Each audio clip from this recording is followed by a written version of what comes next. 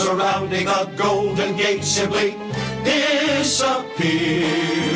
Phyllis, Phyllis, who makes the warning bells on the cable cars play, the gang's all here.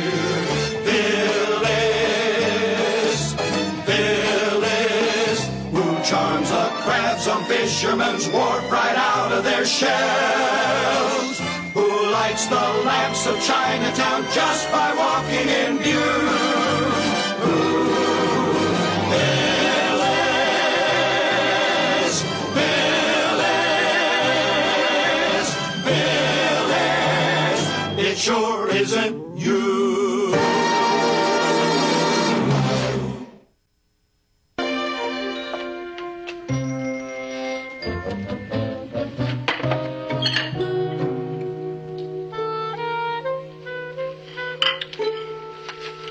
Thank you, dear.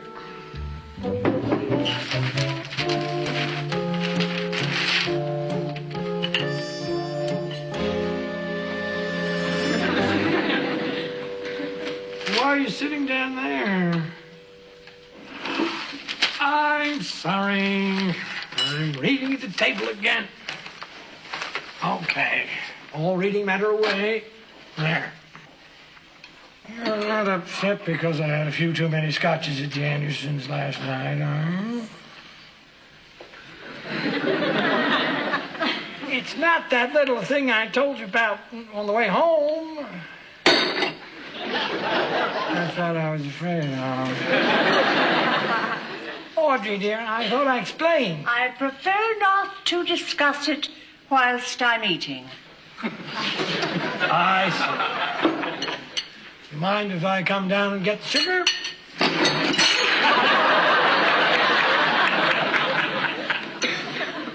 Thank you. You're welcome. Top of the morning, everyone. Top of the morning. Morning.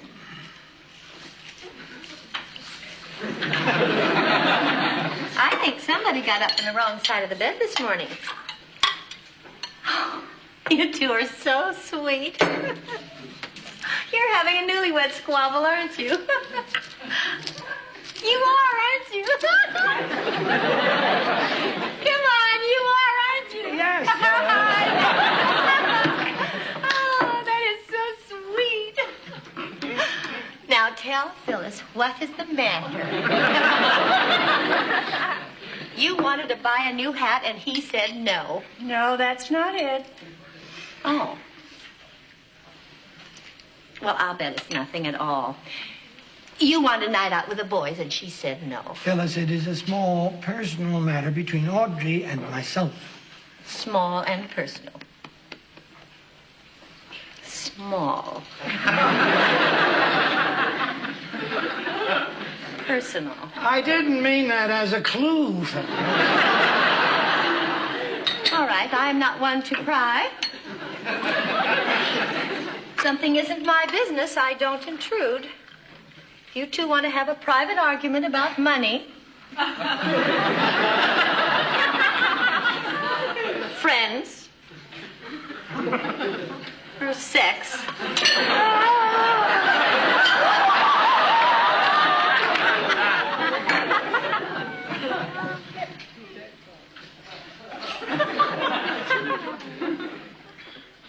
so, Jonathan, what's new?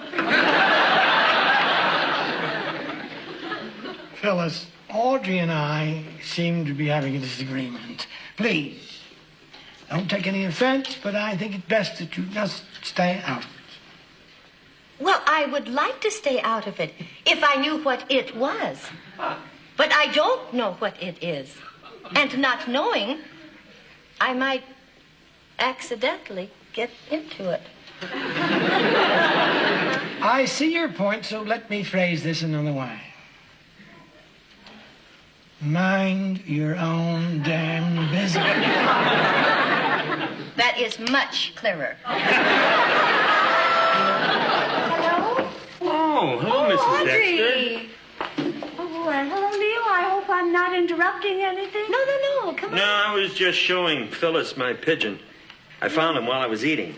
Oh, really? I once found a large beetle in some chow mein.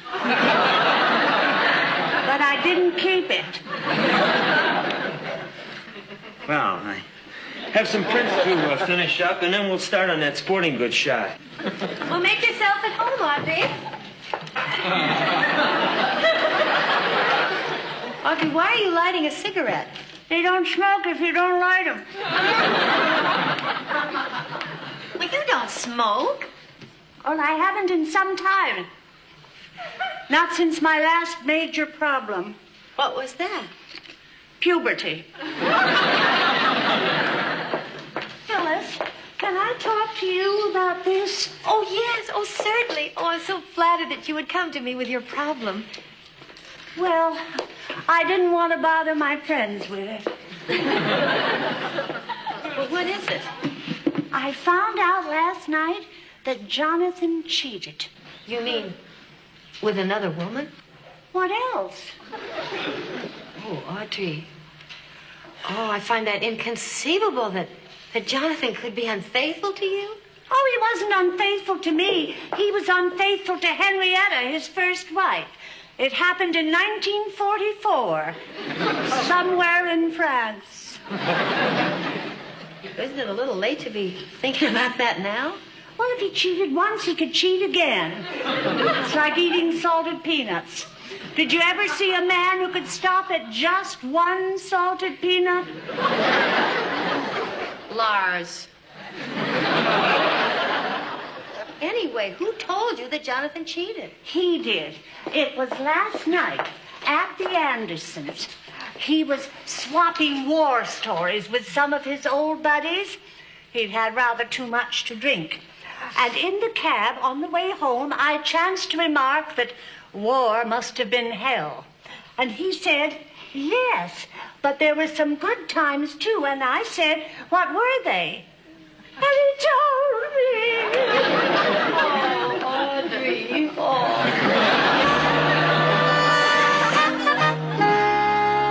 Audrey, it was Henrietta he cheated on, not you. Yes, but she never knew it. I know it, and I'm as hurt as she would have been if she knew what I know. Have you told Jonathan the way you feel? Well, if I did, we'd only start to squabble, and I don't want that. Audrey, there's not a married couple in the world that doesn't have squabbles. A lot of good can come out of them. You'd be surprised what I gained every time Lars and I had a fight. Sometimes it was a piece of jewelry. Sometimes it was a new spring outfit. Good evening, Phyllis. Good evening, Jonathan. Good evening, Audrey. You're smoking. I didn't know you smoked. It seems there were several things about each other that we didn't know. Phyllis, perhaps you'd better go to your room. Why? Has she done something naughty? I think Audrey and I have something to discuss that might best be dealt with in private. I want her here. We need an impartial observer, someone who can tell us when I'm right and you're wrong. Audrey, I really think that I should... Phyllis, stay. Jonathan, sit.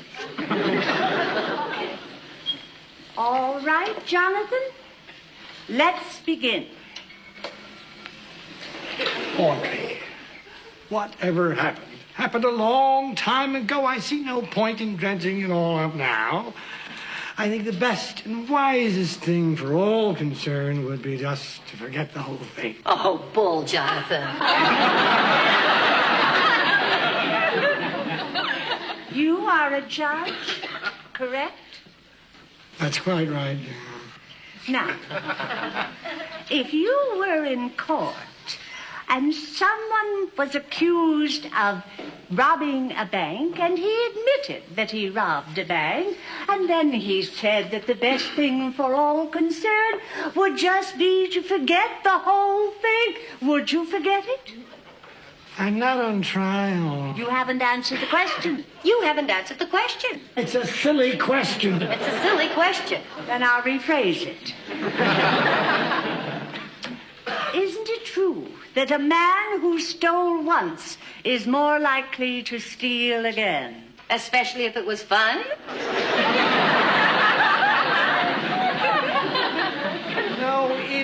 not true. I cannot understand why you're making such an issue of this. If I wronged anybody, it was Henrietta. Aha! You admit it. I admit nothing. I'm just saying I certainly never wronged you. But Henrietta never knew she was wronged. I fail to see that it's relevant. Well, if you will bear with me for one moment, perhaps I can enlighten you. Henrietta never knew she was wronged. Now Henrietta was a wife, and I, too, am a wife, and I, too. In committing a crime against Henrietta, you have committed a crime not only against her, but against me and against wives everywhere. I rest my case. That is the most ridiculous thing I've ever heard. So that's what you think it is. Ridiculous. Ridiculous, inane, and absurd. Then I'm going upstairs to pack. Jonathan, I'm leaving you. You're leaving me? Yes. I'm moving in with Phyllis.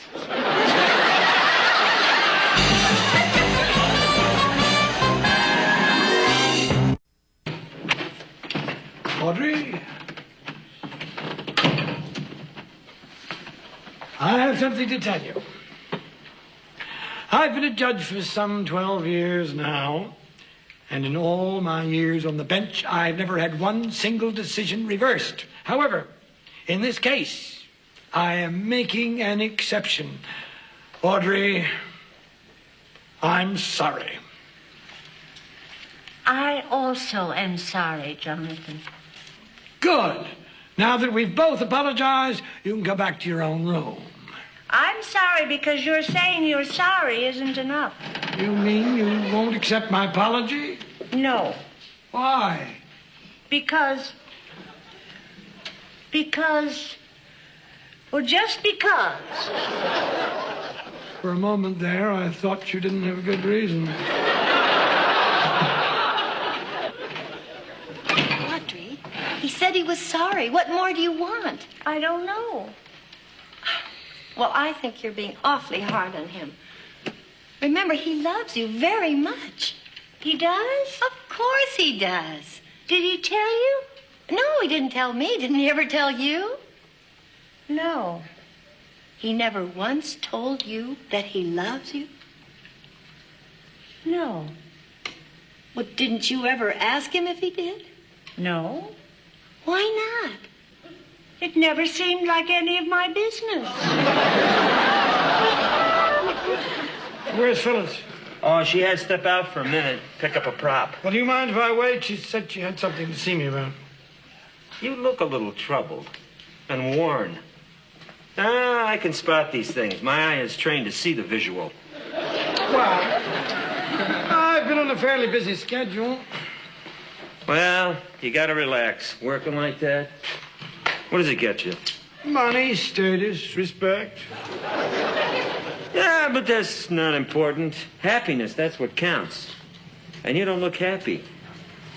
The little woman giving you a problem? In a way. Well, women go through those times. What time?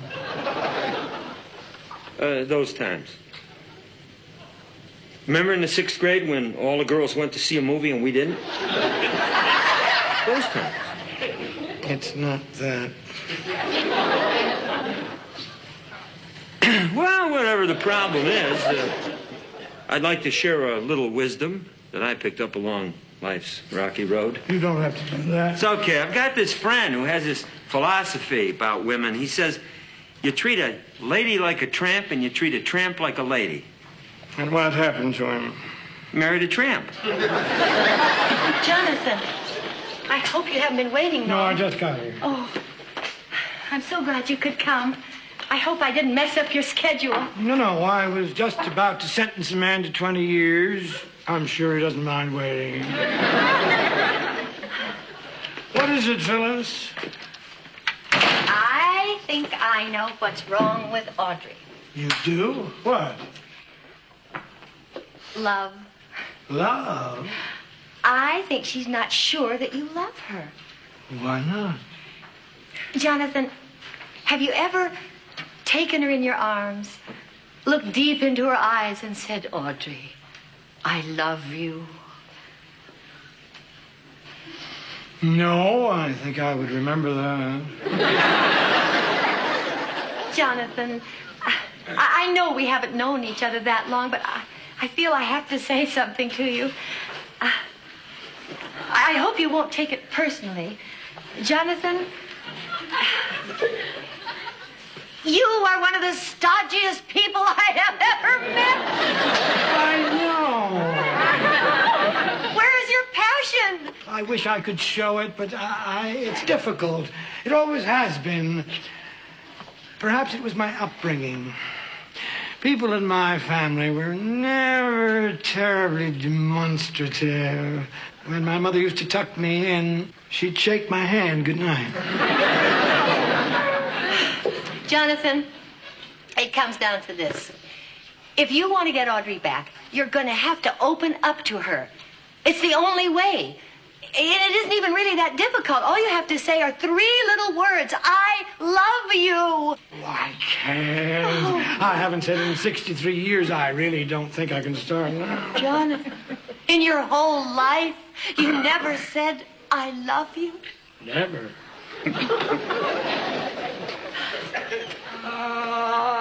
Except once. France, 1944. And look at the mess that got me into.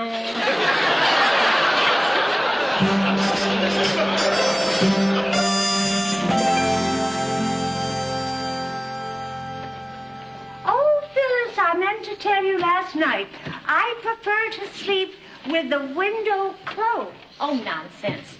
An open window is the doorway to health. Well, all I know is a lot of bad things can happen if you sleep with the windows open.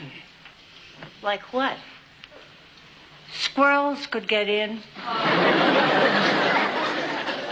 Well, I slept once with the window open, and a squirrel got in, and he licked the patent leather off my favorite shoes. And then my father came in, and he started chasing the squirrel, and he tripped and broke his ankle.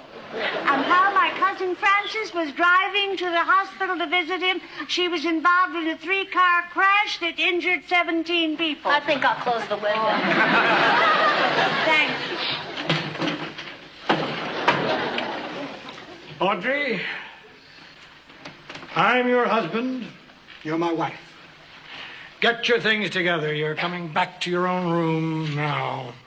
No, I'm not. Something told me that wasn't going to work. Oh, this is very good. What you're doing. Getting rid of all the pent-up frustration and resentment. It's like a catharsis. I can just see both of you building to an emotional peak from which... Phyllis, please. Put a lid on it.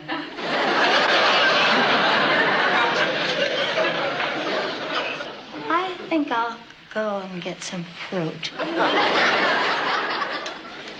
Would anyone like anything? Oh, no. Audrey, I want you to come back to our room. I can't stand seeing an empty twin bed. What do you say? I don't think so, Jonathan. What did you think you were getting when you married me? The most wonderful man in the world. The wisest, the gentlest, the handsomest, the bravest man that ever lived. Well, I can see why you might be a little disappointed. I'm only human, Audrey. I'm flawed. I make mistakes. I'm far from perfect. I know, and that's what bothers me. If you were imperfect to Henrietta, there's no reason you wouldn't be imperfect to me. But, Audrey, I'd never be unfaithful to you. Why not? Well, because I just wouldn't, that's all. Now, will you come back to your own room? No. All right?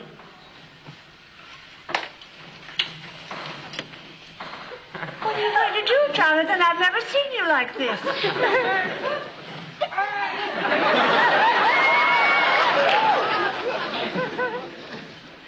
Audrey,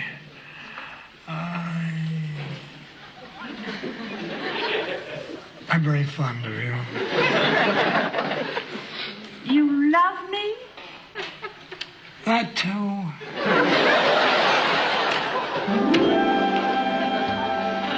Please don't get up. I'll sleep on the couch.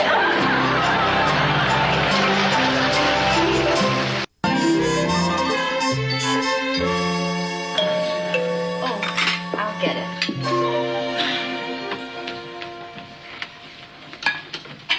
Leo! Oh, hi, Phyllis. I hate to bother you like this on a Sunday morning. No. Come on in. Bird left me. Flew away. Isn't that what you wanted? Oh, yeah, but it's the way he did it. He just up and left without any warning. I thought we had a good thing going. Anyway, I guess he was just using me. Oh, hi. Would you care for some breakfast? No, I'm not hungry. My pigeon left me. Belongs so well, too. I was teaching him tricks. A pigeon? Isn't that difficult? Not really. I just put myself inside his head. Tried to think like a bird. Think like a bird. That must take a special kind of brain.